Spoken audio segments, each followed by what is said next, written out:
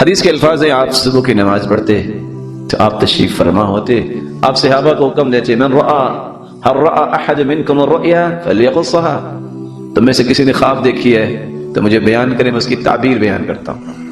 آج اتفاق سے خواب کی تعبیر کرنے والا بھی ملتا ہی کوئی نہیں۔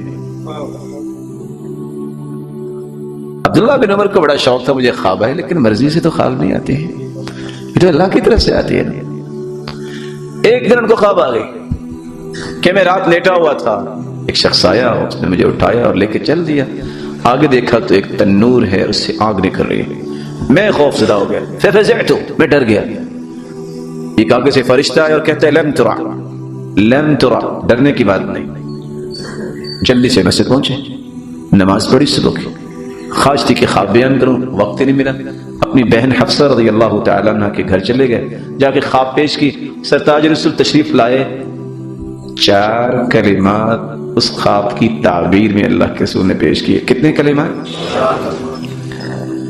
نعم الرجل عبد اللہ لو كان يصلي من اللیل، عبداللہ بہت اچھا انسان ہے اگر وہ تہجد پڑھنے لگ جائے۔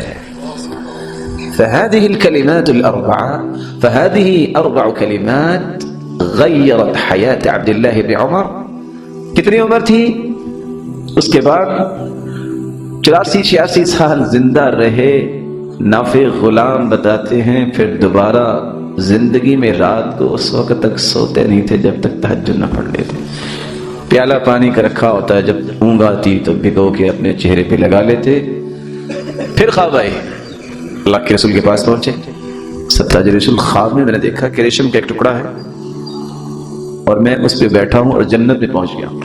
پھر کہتے ہیں میں دائیں طرف دیکھتا ہوں تو ٹکڑا ریشم کا اڑاتا ہے تو مجھے ادھر لے جاتا ہے، میں بائیں طرف دیکھتا ہوں جدھر میری خواہش ہوتی ہے ادھر اڑا کے لے جاتا ہے۔ آپ نے تعبیر کیا کی؟